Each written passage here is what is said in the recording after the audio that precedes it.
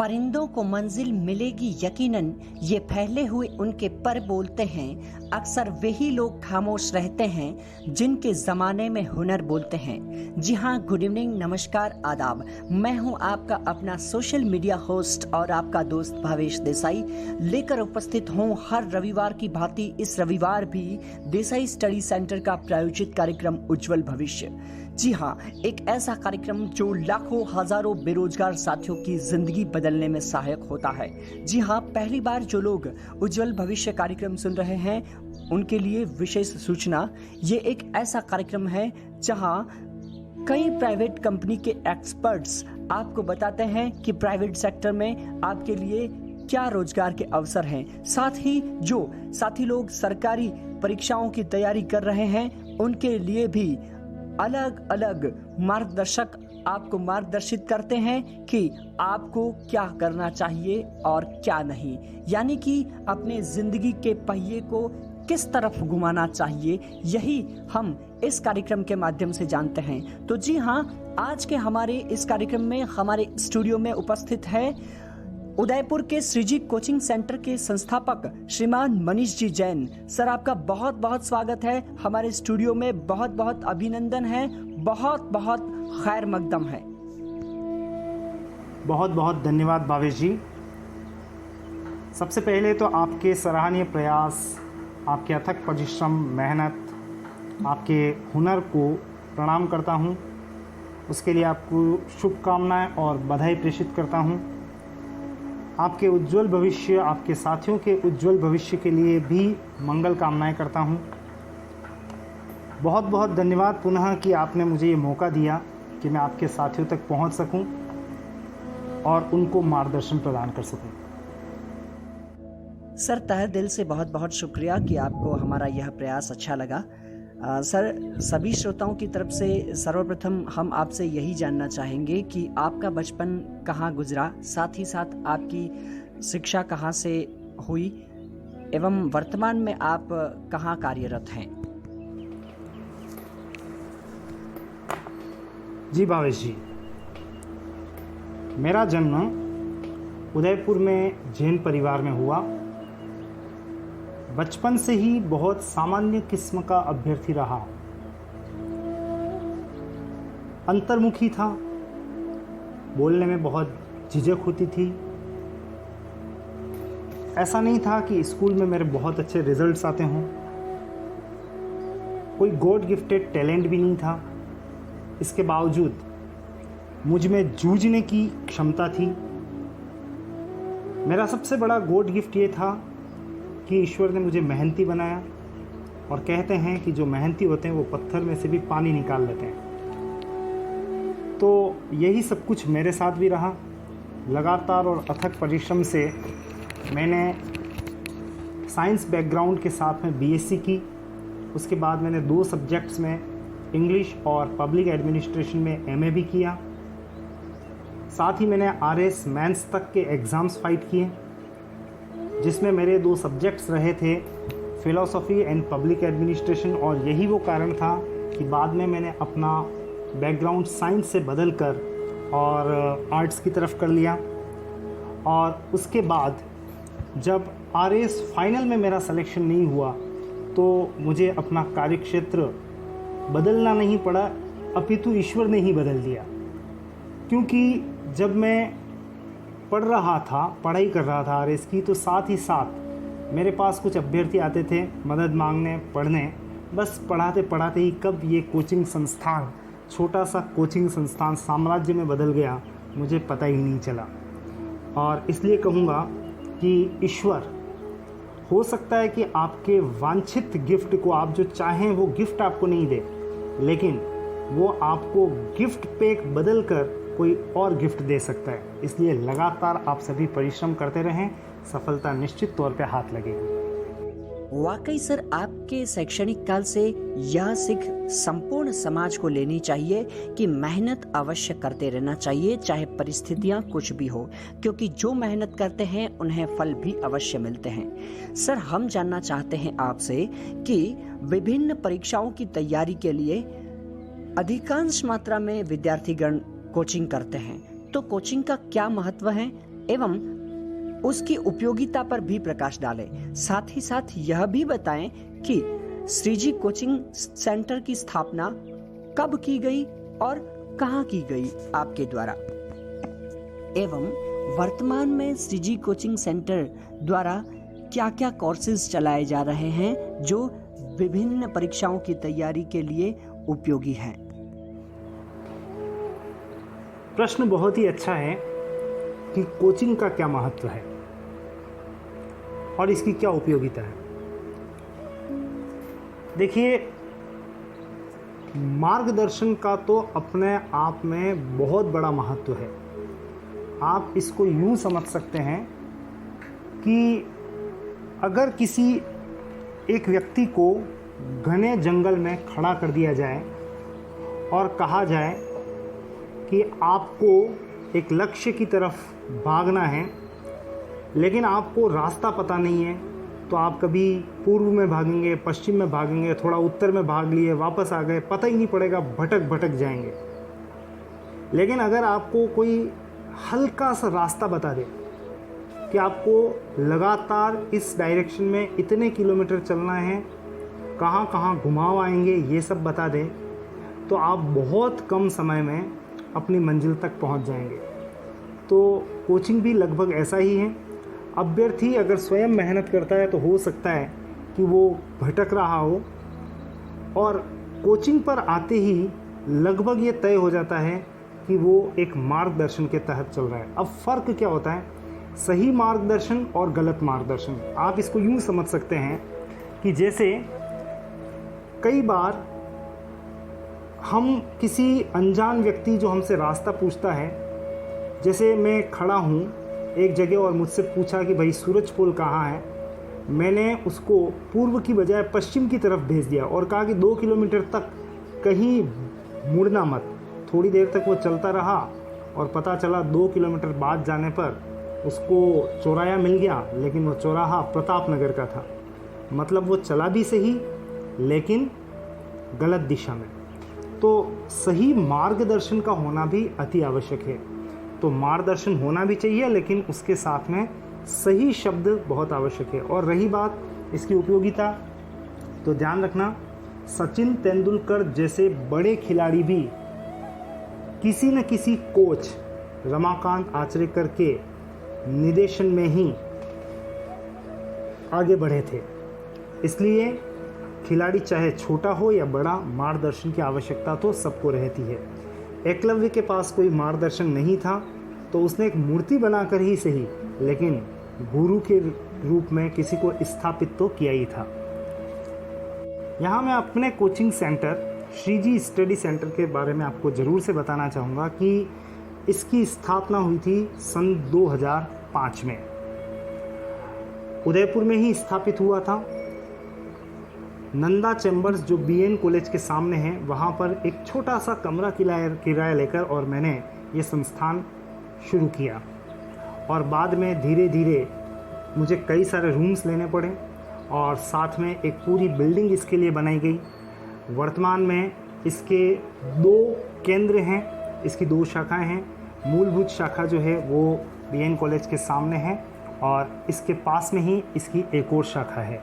अभी वर्तमान में इसमें गवर्नमेंट जॉब्स पर आधारित जो भी एग्ज़ाम्स होते हैं, जैसे आरएस हो गया, सब इंस्पेक्टर हो गया, कांस्टेबल, हमारा एग्ज़ाम जैसे बैंक, एसएससी, रेलवे, रीट वाले एग्ज़ाम्स जो हो गए, शिक्षक के first grade, second grade, lectures के जो एग्ज़ाम्स हैं, ये सभी तरह के एग्ज़ाम्स की तैयारी यहाँ पर कराई जाती है। इसके अलावा एलडीसी की तैयारी, जैसे कोई और तरह का कोर्स आ जाता है या और तरह का एग्ज़ाम आ जाए, पटवारी हो गया, ग्राम सेवक हो गया, तो इनकी तैयारी भी करवाई जाती है। संक्षिप्त में इसको इस तरह से कह सकते हैं, गवर्नमेंट जॉब से संदर्भित जो भी परीक्षाएं हैं, उन सभी परीक्षाओं की तैयारी यहाँ श्रीजी स्टडी सेंटर पर कराई जाती है। जी हाँ सर, जैसा कि आप और हम सभी जानते हैं कि वर्तमान युग तकनीकी का युग है और डिजिटल दुनिया में जूम और यूट्यूब जैसे कई ऐप विद्यमान हैं। ऐसे में आपके संस्थान द्वारा कोई ऑनलाइन कोर्सेज चलाए जाते हैं जो परीक्षा की दृष्टि से विद्यार्थियों के लिए उपयोगी हों? अगर चलाए जाते हैं तो उनकी विस्तृत जानकारी प्रदान करें। जी हाँ भावेश जी, श्री जी स्टडी सेंटर द्वारा हाल ही में ऑनलाइन क्लासेस वगैरह शुरू की गई है और आपके इस विशेष ग्रुप में देसाई स्टडी सेंटर में इसका एक लिंक शेयर किया गया है जिसमें लाइव इंटरेक्टिव क्लासेस का ऑप्शन है। लाइव क्लासेस का सीधा सीधा मतलब है कि आप रूबरू जैसे क्लास में पढ़ रहे हैं वैसी ही फीलिंग आपको आएगी। बोर्ड पे जैसे स्लो मोशन में हम काम करते हैं और एक एक पॉइंट को क्लियरली समझाया जाता है, एग्जैक्टली उसी अनुरूप से स्पेशली रीजनिंग और मैथ्स की क्लास में स्वयं ले रहा हूँ और अभ्यर्थी इससे काफ़ी फ़ायदा भी उठा रहे हैं। जहाँ जहाँ भी रीजनिंग मैथ्स में कोई भी प्रॉब्लम आती है तो मैं आपके ग्रुप में जो भी मेंबर्स हैं उनको विशेष और सपोर्ट पर्सनली भी करना पड़े तो मैं ज़रूर से करूँगा।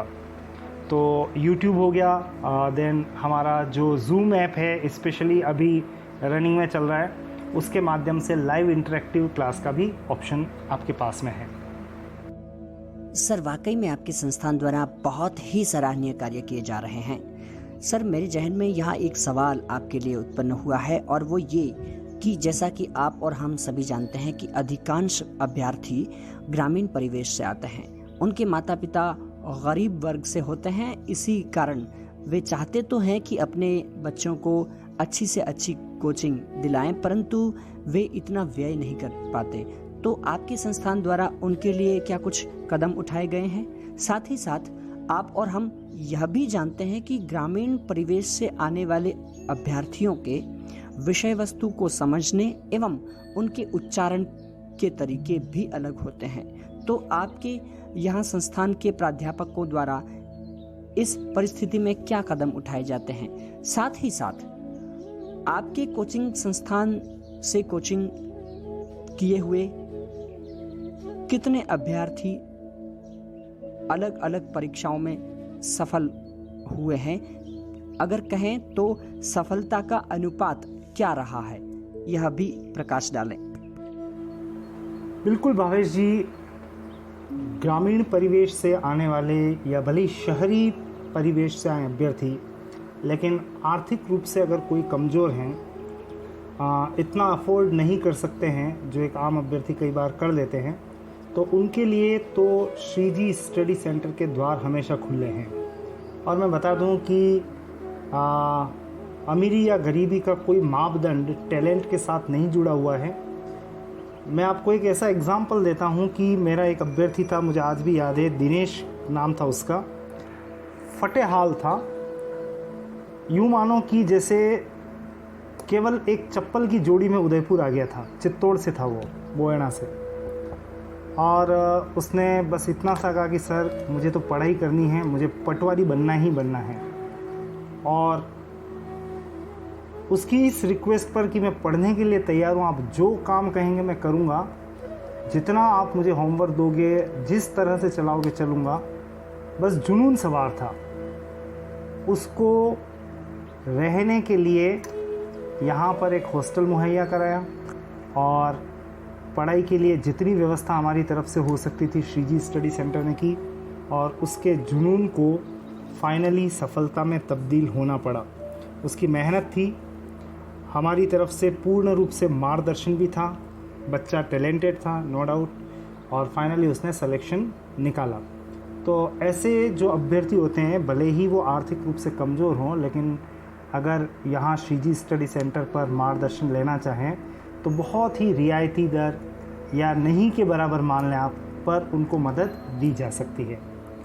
और कई बार जो आपने एक प्रश्न किया है कि यहाँ पर जो प्राध्यापक हैं उनके उच्चारण और ग्रामीण परिवेश से आने वाले अभ्यर्थी उच्चारण में कुछ डिफरेंस होता है, तो बिल्कुल ऐसा होता है। लेकिन यहाँ के जो लेक्चरर्स होते हैं, हम सामान्यतया ऐसा नहीं है कि दिल्ली या जयपुर या बहुत हाई फाई फैकल्टीज़ लाते हैं। ये बहुत ही आम समस्या है कि बाहर से फैकल्टीज़ को बुला तो लिया जाता है, लेकिन बच्चे को समझ आ नहीं रहा होता है। बस हम इसमें जीते रह जाते हैं, ये गलत फहमी में जीते रह जाते हैं कि बाहर की फैकल्टी है तो अच्छा समझ में आएगा।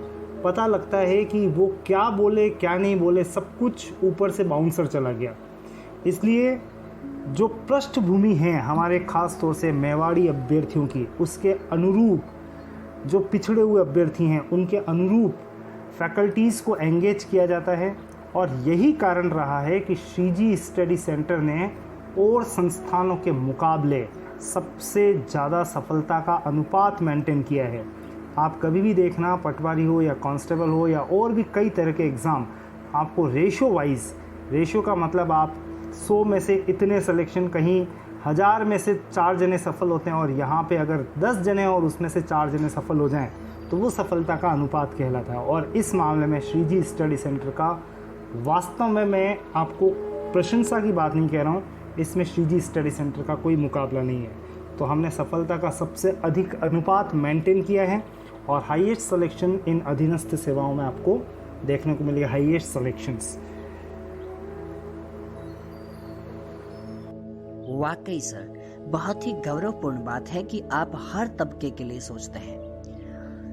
इसीलिए तो ईश्वर का भी यही वाक्य है कि तुम 2 कदम बढ़ो, मैं 10 कदम बढ़ूंगा, तुम दूसरों के लिए खर्च करके देखो, मैं तुम्हारे भंडार भरूंगा। जी हाँ, ईश्वर आपके सदैव भंडार भरे रखे और आपका दिल इसी प्रकार दरिया दिल रखे कि आप सभी तबकों के लिए हमेशा सोचते रहें। सर, हम जानना चाहते हैं कि समाज का एक ऐसा वर्ग जो संघर्षशील है, बहुत ही मेहनत करने के बाद अपने आप को प्रतियोगिता परीक्षा की तैयारी के लिए अन्य सामान्य वर्ग के समकक्ष खड़ा कर पाता है, ऐसे दृष्टिबाधित विद्यार्थियों के लिए क्या आपकी संस्थान द्वारा कोई गतिविधियां की जाती है?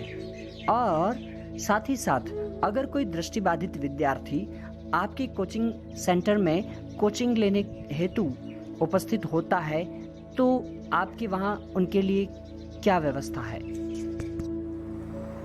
बिल्कुल भावेश जी, मैं आपकी बात को समझ सकता हूं कि सामान्य वर्ग से बिल्कुल अलग दुनिया है दृष्टिबाधित वर्ग की, और इनको बहुत संघर्ष करना पड़ता है और कर रहे हैं।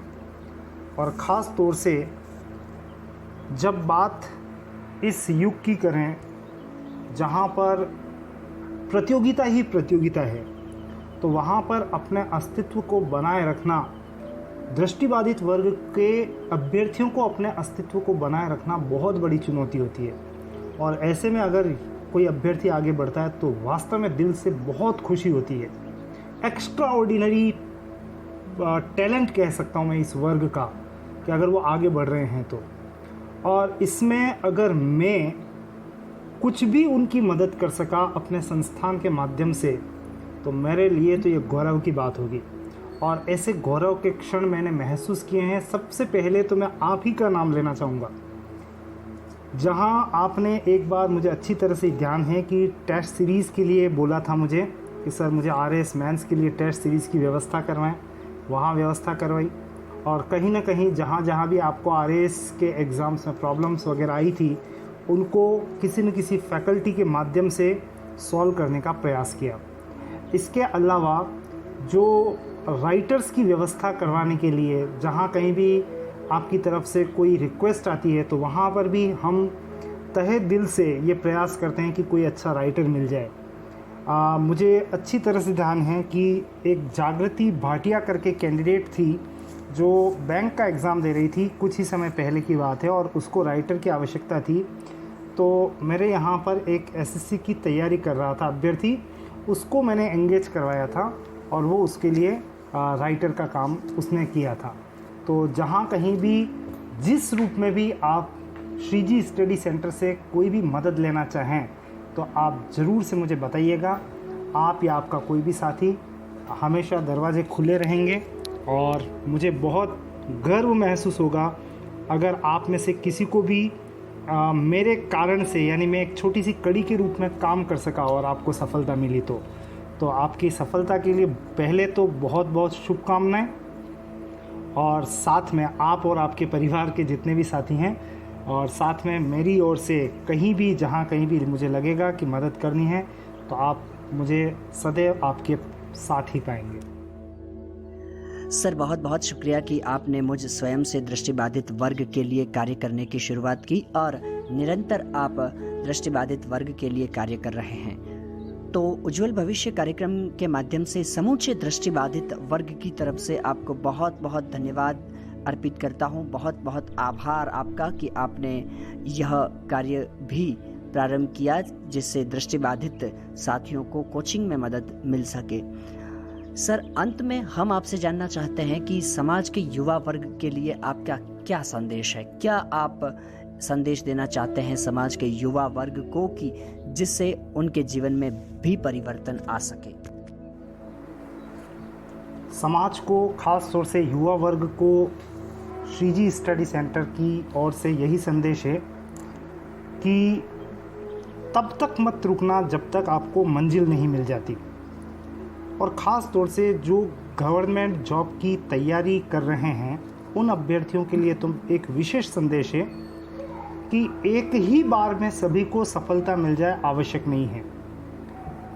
इसके लिए सबसे बड़ी, प्रतियोगी परीक्षा में सफल होने के लिए सबसे बड़ी आवश्यकता होती है धैर्य की। एक बार में सब कुछ समझ में आ जाए आवश्यक ही नहीं है। रादर कई बार तो ये होता है कि पृष्ठभूमि तैयार होती है पहले प्रयास से, और एक आधी असफलता से ही हमें सीखने को मिलता है कि आगे क्या हमें रणनीति बनानी है और किस तरह से आगे बढ़ना है। जहाँ जहाँ कमियाँ रही थी उन कमियों को सुधारें। और मैं फिर कह रहा हूँ, हो सकता है कहीं हम 2 मिलीमीटर की वजह से अटके हों, तो यूँ नहीं कि आप फील्ड से हट जाए, क्योंकि हटते ही तो आपको ऐसा लगेगा कि वापस से ये नीचे उतरने वाली बात हो गई। मैं आपको एक छोटा सा उदाहरण दूंगा इसको समझाने के लिए कि लगातार चलना कितना आवश्यक होता है। आप यूँ समझें कि आप बिना ब्रेक वाली एक साइकिल से चढ़ाई कर रहे हैं, और जब चढ़ाई कर रहे हैं तो बस चढ़ना ही चढ़ना है। और मान लेते हैं कि 1 किलोमीटर लंबी ये चढ़ाई है, आप 800 मीटर चढ़ गए और हिम्मत हारने लगे और आपने पेडल मारना कम कर दिया या छोड़ दिया, तो पता है क्या होगा? होगा ये कि गाड़ी यानी आपकी साइकिल बहुत तेज़ी से वापस नीचे आना शुरू हो जाएगी। यानी आपने तैयारी छोड़ी और आप औरों के मुकाबले बहुत तेज़ी से पिछड़ते चले जाएंगे। लेकिन अगर आपने धैर्य बनाए रखा और थके नहीं, थकना मना है, इस फील्ड का सबसे बड़ा कोटेशन है थकना मना है, और लगातार आपने पेडल मारना जारी रखा, भले ही धीरे लगे लेकिन जारी रखा, तो मैं आपको निश्चित तौर पे कह सकता हूँ कि सफलता आएगी। और याद रखना, इस लाइन के साथ मैं विराम भी दूंगा, रात चाहे कितनी ही लंबी हो, कितनी ही बड़ी रात हो, लेकिन सवेरा निश्चित आएगा ही आएगा। मेरे कई अभ्यर्थी जो हिम्मत हार चुके होते हैं और मुझसे मिलने आते हैं कि सर अब नहीं होता, उनको मैं यही बात कहता हूँ कि थोड़ा और चल ले, थोड़ा और चल ले। और वो इस मोटिवेटिंग लाइन के साथ में जब चलना जारी रखते हैं तो फिर एक के बाद एक सफलता उनके हाथ लगती चली जाती है। बहुत बहुत धन्यवाद भावेश जी, थैंक यू वेरी मच। वाकई लाजवाब संदेश सर आपका ये संदेश समाज के तमाम नवयुवकों को अपने जीवन की दशा और दिशा दोनों तय करने में मददरूप होगा। सर, आप हमारे स्टूडियो में आए, आपने अपना अमूल्य समय दिया, आपने प्रतियोगिता परीक्षा की तैयारी करने वाले सभी साथियों को मार्गदर्शन दिया एवं कई सटीक उदाहरण देकर के समाज के नवयुवकों के जीवन में नई दिशा और दशा तय करने में मददगार बातें बताई। इन तमाम बातों के लिए आपका देसाई स्टडी सेंटर की तरफ से एवं मेरी स्वयं की ओर से उज्जवल भविष्य कार्यक्रम में आने के लिए बहुत बहुत शुक्रिया, बहुत बहुत धन्यवाद। धन्यवाद भावेश जी, बहुत बहुत धन्यवाद। न केवल कोई उम्मीद या न केवल कोई आस है, हमें मंजिल अवश्य मिलेगी, ये हमारा विश्वास है, ये हमारा विश्वास है। जी हाँ साथियों, आपको ये कार्यक्रम कैसा लगा आप हमें कमेंट बॉक्स में अवश्य बताएं एवं साथ ही साथ आप अगर आपके लिए उपयोगी है तो इस चैनल को सब्सक्राइब भी अवश्य करें। और अंत में आपके अपने सोशल मीडिया होस्ट और आपके दोस्त भावेश देसाई को दीजिए इजाज़त। नमस्कार।